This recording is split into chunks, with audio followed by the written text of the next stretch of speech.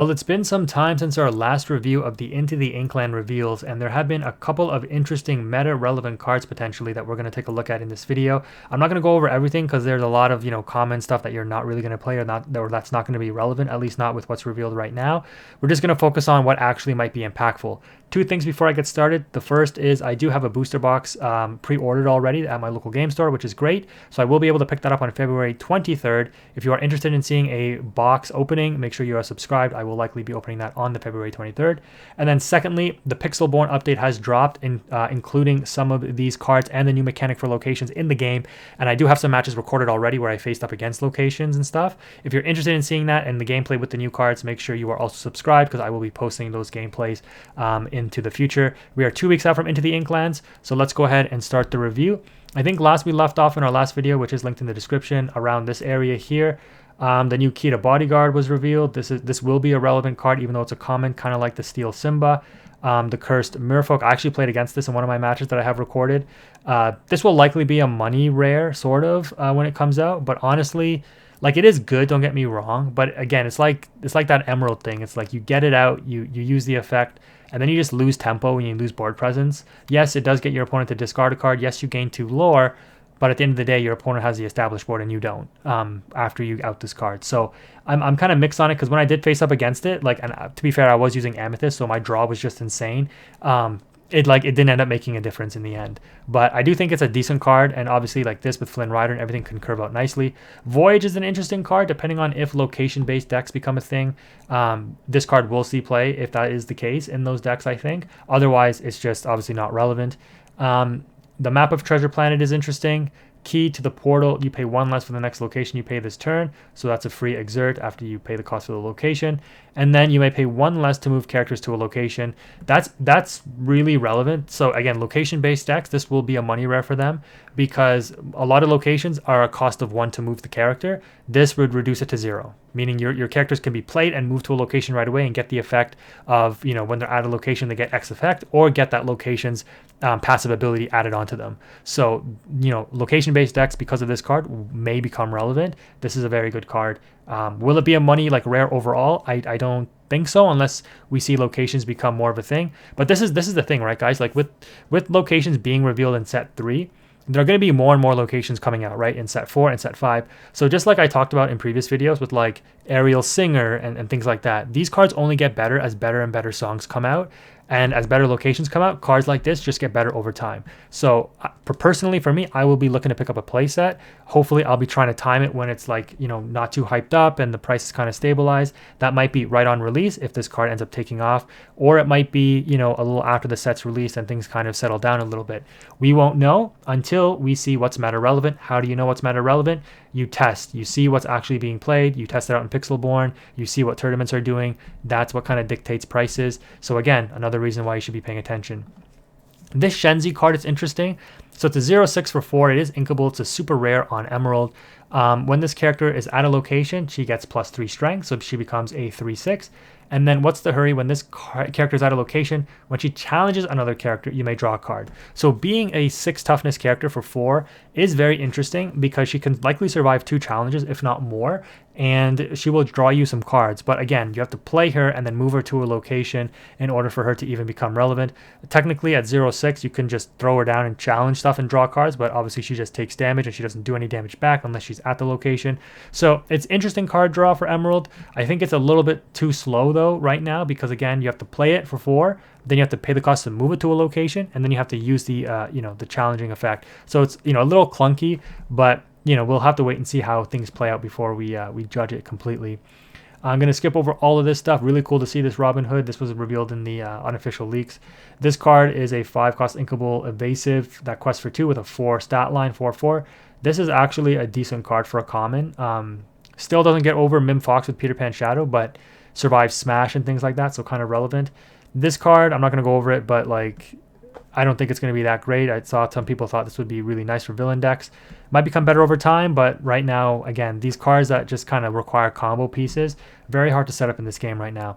All of the Titans, I think, will be relevant in a Titan deck. Other than that, I don't think it's going to be too relevant because you do have that rare Titan that can exert and gain load equal to the number of Titans you have in play, and it is an Amethyst card, so clearly Titans is going to be Amethyst Steel. You might see that as a theme deck in the next set.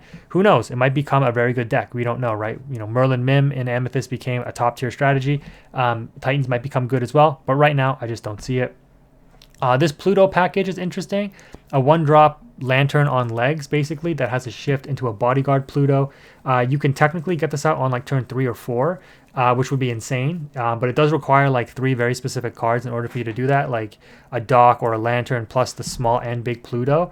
And because of that, I just don't think it's all that viable. That being said, if this card does hit the field on turn like 3 or 4, obviously there's nothing your opponent is doing to out this thing most likely for a while, because a toughness that has bodyguard, I don't want to say it's like a game-winning play with what we know right now, but it's going to be pretty strong, and your opponent's going to get pretty far ahead before you can start dealing with their board. For this reason, you actually might see something like Dragonfire come back into play, just another way to deal with something by turn 5, because Dragonfiring this thing might become relevant. Okay, we're going to skip over all of these. We're going to skip over all of this. None of this stuff is really relevant in my opinion right now. Let's go ahead and take a look at Helga. So we've already seen this in the unofficial leaks. A 2/2/1, nothing personal. When this character is challenged and banished, banish the challenging character. Okay, not necessarily the worst Cheshire Cat ability, right? Essentially, but it costs 2. And we have a bigger Helga St. Clair. That is the other super rare for Emerald, Shift 3, and this changes everything. Whenever this character quests, you may deal 3 damage to chosen damage character. So this is interesting. I think you're seeing more diversity potentially with the Emerald Steel decks. This makes Beast Relentless like more appealing as well in that Emerald Steel Beast deck that I created a long time ago at the start of Rise of the Floodborn. Being uninkable though, man, that really sucks. Being a Shift 3 is interesting, right? Obviously pairs nicely with this Helga that we just saw here. And you know, if you don't have the big Helga, at least the small Helga still does something. Being on that 1 stat line though does hurt because it means it gets outed by non-challenging like pinging damage, which is unfortunate, but you know, and it has to be challenged. So you can't like force it, like you can't throw it into something and banish, which is unfortunate. But yeah, I don't know. This package is all right. I probably think it's not great because of the uninkability of this card, unfortunately. Emerald, they just make some of their cards inkable and they become a much better color, right? Like I talked about this in my tier list with Beast Wolfsbane. I'm not sure what this card is. It calls me a 1-cost song. Draw a card, shuffle up to 3 cards from your opponent's discard into their deck. Wow. So it's an upstart goblin and it's a song. Wow. This is an interesting card. Yeah, I think it's a good card. I don't think it's going to see immediate meta play, but I think there are certain applications where this card could be very, very good. The fact that it's a 1-cost inkable song and it replaces itself is very relevant. We've seen things like Nothing to Hide and these other cards that kind of do the same thing that replace themselves, like Hypnotize, Improvise, etc.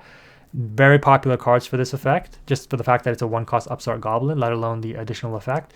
Like Improvise is probably the best example because it actually has relevance in giving one of your characters +1 strength. So it's just like Improvise has application, this card will likely have application as well. And it's only uncommon, so that's great.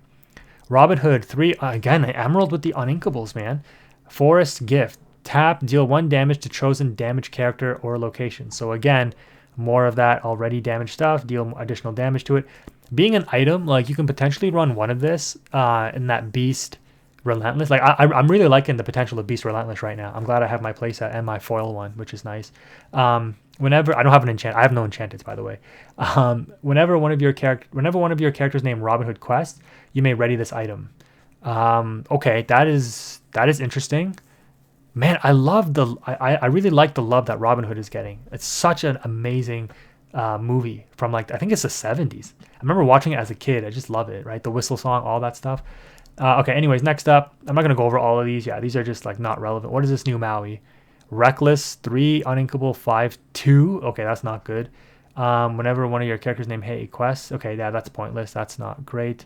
What is this one? Sharp Draw. Whenever this character quests at a location, you may deal 1 damage to chosen character. Quest for 2. 5, inkable, 3, 5. Not really too relevant in my opinion. Oh, we have the legendary steel. This is just a common one, 4 for 2. Okay, let's see this. Mickey Mouse, German, right? Trumpeter or trumpeter. I don't know. Anyways, I'm not even bugle call. What? Okay. Exert pay to play a character for free. Wow, 4 cost uninkable legendary for steel. 4 cost play a character for free. 4 cost. Drop that goofy knight, right? The one that costs 10. Drop an Ursula. Drop an Elsa. Tap things down. This card, I think, is going to be good. I mean, it is a 0/1, to be fair. Easy to deal with. But if it does survive, exert it. Play a character for free. I'm just like, my mind is just racing with the implications of what this card can do. Very interesting. Okay, I would say this is a decent card. Will it see play? I will be testing it. I will be testing it out, that's for sure. I think it's decent. All right, next up, Ariel, super rare for Ruby. I think the Prince Eric is by far the best super rare that we're going to get for Ruby. And what I've seen from the first 2 sets, we get one good Ruby super, and then the other ones suck. But this one, Ariel, Adventurous Collector, Evasive, 3 inkable, 2/3, Inspiring Voice. Whenever you play a song, chosen character of yours gains Evasive until the start of your next turn. Very interesting. So if you think about Ruby Amethyst right now, Friends on the other side, Teeth and Ambitions, and Be Prepared. And obviously Be Prepared doesn't matter because everything's getting wiped.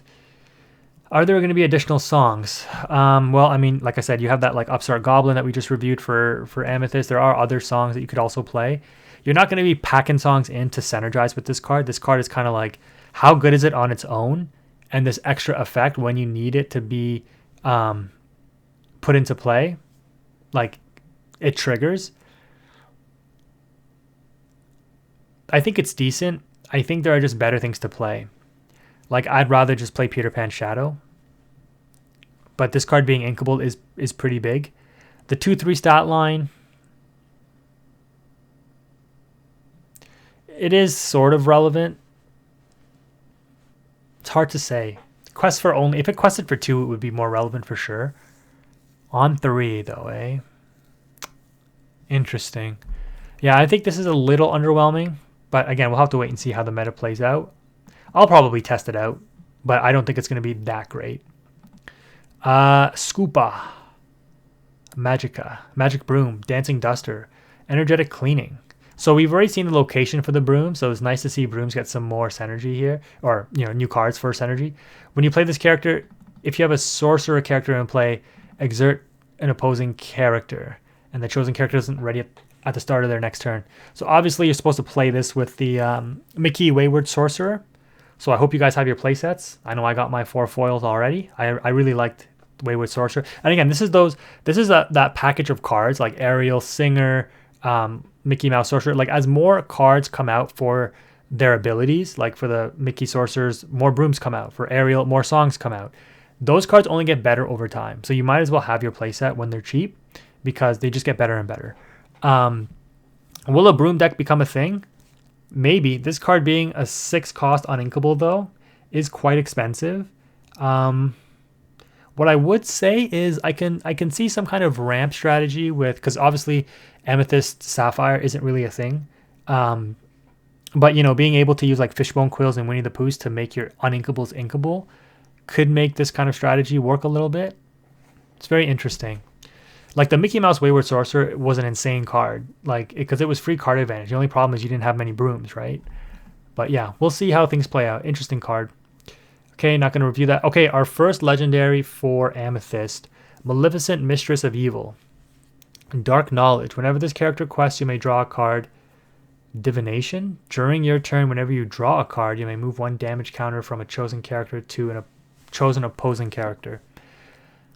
Okay, that is very interesting. If you've watched my recent videos, at the time of me posting this, like the ones I posted before this, I was running an Amber Amethyst like Snow White deck, where I would use bodyguards to protect Snow White and the Queen commanding presence. Throwing this card into that would be insane because it's draw and it's moving damage for free. And then it's protected by bodyguards. Because obviously the thing that sticks out with this, it's a 5 cost. It is inkable, which is always great to see on legendaries. But it's only a 2/3. So it gets outed very, very easily with anything with 3 strength. And for that reason, it doesn't seem too great. It does quest for 2 though. So even if you get 1 quest off with it, it replaces itself. But again, you have to quest with it for it to replace itself. And then the moving of the damage may or may not be too relevant depending on the situation. So it's kind of situational. But on 5 ink, what else would you rather be playing than playing this, questing for 2, and then, turn 6 comes around? And honestly, like Amethyst has a lot of card draw already. So do you really need any more? How good is this card going to be in terms of relevant application? That is yet to be seen. I think a lot of people will be experimenting with this though, because anything with card draw is worth experimenting. The contrast for this card is like Merlin Rabbit, because Merlin Rabbit is just like you play it, you draw a card, at least play, you draw a card. Merlin Rabbit is so good versus this card, which is slower. But again, it's inkable. Do you play this in 4? I don't think so. But who knows? I could be end up eating my words later on. Maybe the meta develops and everyone's playing 4 of this in the new Ruby Amethyst top tier deck. We'll wait and see. But yeah, Amethyst just seems to be getting stronger and stronger with all of these. Like card draw, like they had to have known this when they designed the game. Like card draw is what, like consistency is king in card games, and card draw helps improve consistency. Therefore, that's why Amethyst is the best color in the game. It just gets more and more card draw. What is this? A rare. Follow the twists of my genius brain. Gyro? Gearless? I don't know what that's from.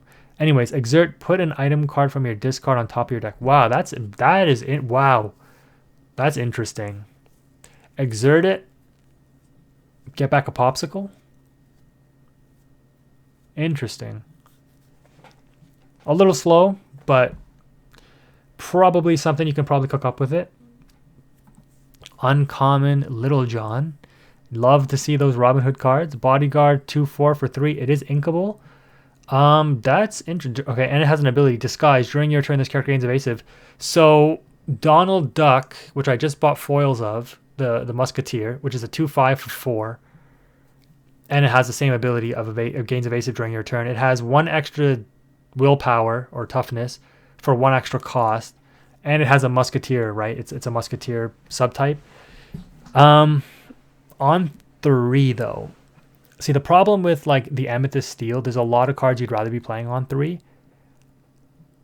And this card still gets outed by Mimfox, whereas Donald Duck does not.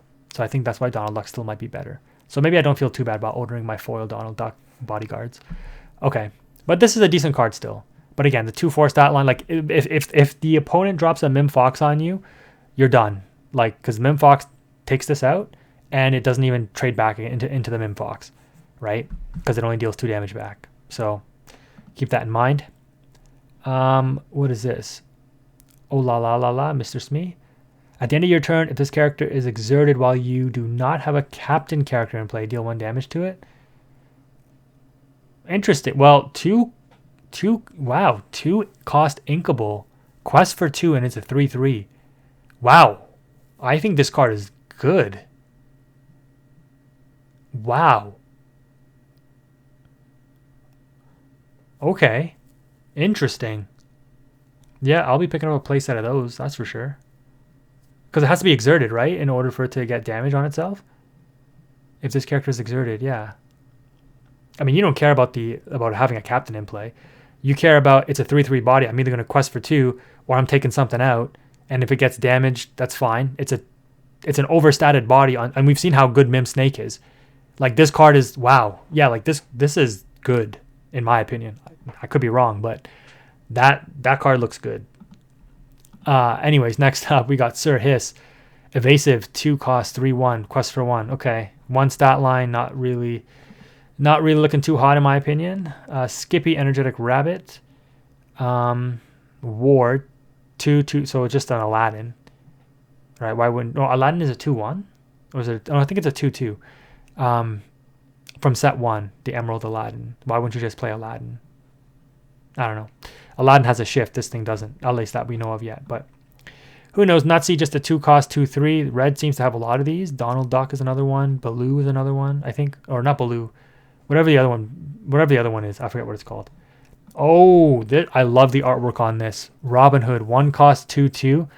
So long, goons. We're all playing Robin Hood now. Storyborn and a hero card as well for the subtype. Beloved Outlaw. Absolutely, Robin Hood, you are beloved. Happy to see this card getting some love here. Okay, we've got our Steel Super. Taxes should hurt the Sheriff of Nottingham, corrupt official. A 4-cost uninkable 2/4. Whenever you discard a card, you may deal 1 damage to chosen opposing character. So you're going up against a discard deck, and they discard stuff from you. You can't deal damage to the Bucky. You cannot deal damage to the Prince John on the opposing side. And why would you? Isn't the Sheriff supposed to be in cahoots with Prince John? Regardless, though, interesting. If side decks ever become a thing, maybe it becomes relevant, but nothing that I would probably play unless you know your meta is like a lot of discard, I guess. But the other super rare for, whoa, Robin Hood getting all the love this set. I'm glad I got a box. I'll maybe have to get another box if I can find one.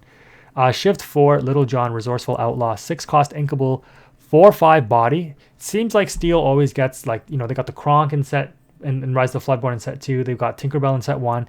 These 6-cost 4/5 stat lines. Interesting. And a shift 4, just like Tinkerbell, and, well, Kronk isn't a shift, but I think Hercules is a shift 4. Anyways, okay, big shot. While this character is exerted, your characters with Bodyguard gain resist +1 and get +1 lore. And it quests for 2. Oh, that's interesting.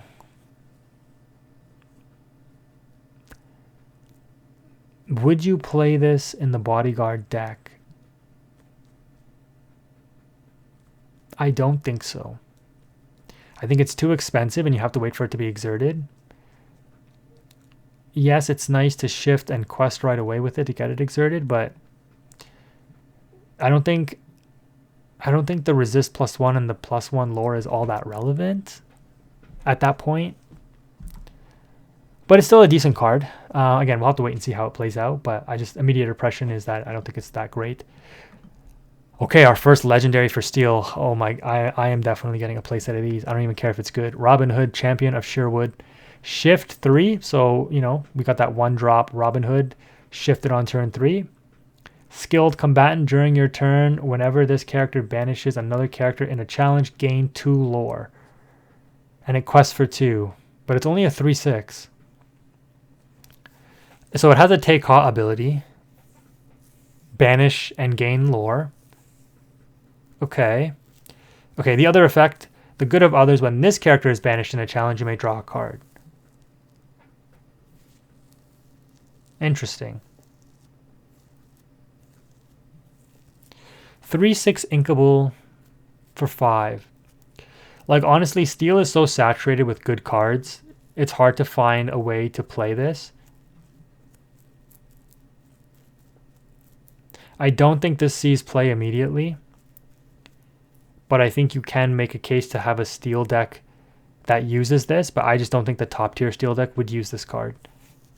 But it's definitely a cool card. I mean, we know how underwhelming the Take-Ha is already. The fact that this shifts 3, the small 1/2/2 Robin Hood isn't a justification to play this because you're not really going to be playing 1-drops that are 2/2s. You're probably still going to stick with 1/3 bodies. For as your 1-drops, that is. So the shift probably doesn't become too relevant. During your turn, whenever this character banishes another character, you gain 2 lore. That's interesting. I want it to be better. I think it's decent. Actually, I think it actually is like a decently good card. I just don't think it fits into any of the meta relevant Steel decks right now. But again, we'll have to wait and see. We're pretty much coming to the end here, though, guys. Let's see. This Maui Whale 788. The mission is cursed. This character doesn't ready. Pay 2 to ready it. Okay, and it can't quest. Yeah, this is not great. Forget that. Another broom. Another uninkable broom. Come on. Rush. Oh, my. Whoa. Rush broom? With Mickey on the field? Get it back to your hand right away? Clean this, clean that. When you play this character, you may shuffle all broom characters from your discard into your deck. Wow, Rush Broom, 4/4 for 5, uninkable. And then recycle all of your brooms. What does the broom location do again? Sorry guys, I know this video is probably super long. I gotta find that broom. Wait, was that broom location officially revealed, or was it part of the unofficial reveals? I think it was part of the unofficial reveals. I can't remember what it does. Okay, next up. This is interesting though. I think this is really good. This is what you need to make brooms somewhat relevant. You need like a way to remove characters. This rush ability, 4/4 stat line. Quest for 2 as well. Very good. This effect, you may shuffle all the brooms. So you can choose if you want to or not. Very interesting ability. All right, Simba. This is weird artwork. No offense to the artist or anything. It's a super rare 2 for steel. Okay. I just from a kid, I just remember seeing Simba as a grown adult from The Lion King, the first one, and just doesn't fit the picture for me. Anyways, Fighting Prince, and it is a Dreamborn to be fair, so it's supposed to be like a reimagined version. So I can give the artist credit. It is a nice artwork, but it's just weird for me to see it this way, to see Simba this way. Okay, submit or fight when you play this character when you play this character and whenever this character banishes another character in a challenge during your turn, choose one. You may draw 2 cards and then choose and discard 2 cards. You may deal 2 damage to chosen character. Don't know why I had a problem reading that, but it's fine. At a 7 cost, it is inkable. Quest for 2, it is a 5/7 body.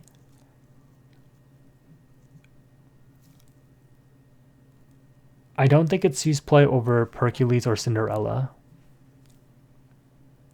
How relevant is the draw 2, discard 2? Should it have been a Floodborn? Nah, we still need a good Simba card, man. I think this is just... I mean, I think you can maybe see a case for teching this in like maybe 2 copies into a steel deck. But on the high end, like, again, steel and whatever it's paired with is usually very competitive for space in a deck. Like, you have so many good steel cards that, like, how do you fit this in over other good steel cards that actually have, like, immediate impact on the board state? Like, this is good because it draws you 2 cards, but you're spending your turn to play it. So whatever you draw off of this, like, you're drawing for the future. So it doesn't really help you stabilize or advance your game state necessarily. Yeah, it's hard to see the relevance for this right now. But interesting card for sure. Good to have in this toolbox. And this card is just an uncommon. An Emerald, 2 cost inkable, banish an item. Okay, so more item removal, but for Emerald. I think... yeah, there were some additional leaks here. Zazu. Okay, this one doesn't translate, so I have no idea what this is. Probably chosen character gets +1 lore, or Simba characters get +1 lore, something like that. The legendary Amber Kita. Shift 3, 5 cost inkable, 3/5 body, quest for 2. Perhaps we can save our future. When you play this character, all characters get -3.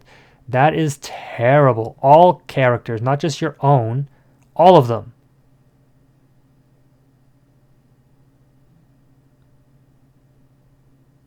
What is the point of that? Obviously, I don't know. Let me know in the comment section below if you've made it this far in the video what this is relevant for. Interesting. Okay. Cubby, Mighty Lost Boy, Peter Pan. All right, let's see. Whenever this character moves to a location, he gets +3 this turn. So you have to pay to move him to a location. You have to have multiple locations and play to move him back and forth in order for him to get the +3. At a 4 cost inkable, 3/5 body, becomes a 6/3 when he moves to a location. I do not think this is relevant. All right. Peter Pan, Rush. Okay, 3 inkable, but only 1/3. But with Rush, while you have a character named Tinkerbell in play, this character gets +2 strength. 3/3 for 3 Rush. Quest for 2. Don't really see it having too much utility. Starkey, 7 inkable, 6/6, quest for 3. Okay, it's common, right? Uncommon? Okay, yeah. Another Lost Boy, slightly. 4/3, the Fox. If you have a character named Peter Pan in play, you pay 1 less to play this character, and it's just an evasive. 4/3. I mean, it directly power creeps Mulan? No, Mulan has Rush. Never mind. I thought Mulan had evasive for some reason. Okay. Yeah, I don't see it being too relevant. Piccolo. Okay. I don't know what this ability is. Exert it. Give a target creature -2 strength. And then a Genie and a Nala. Man, okay. Super rare Nala. If we get a good Nala before we get a good Simba, that would be really weird. Because Simba is like the main character almost, right? I mean, Mufasa. Simba is the main character of the Lion King. He is the Lion King. We need a good Simba before we get any other good Lion King characters. But I mean, I guess I wouldn't be too mad with it. Nala's pretty cool, so okay. And then Genie, a 2-cost 2/2, so it's basically an Aurora, right? Quest for 2. I don't know. Whenever I see Genie, I want to make his 8 uninkable Emerald card work. The shift, I think it's shift 6, and then when you quest with it, you play an action for 5 or less for free. All right, and that's where we are. This video is probably super long. I have no idea how long it's gone, but if you've made it this far, thank you. Let me know what you think in the comment section below about these reveals. And again, we are planning to crack open a box and more if we can get our hands on more product come February 23rd. Thank you again for watching. Quantum is out.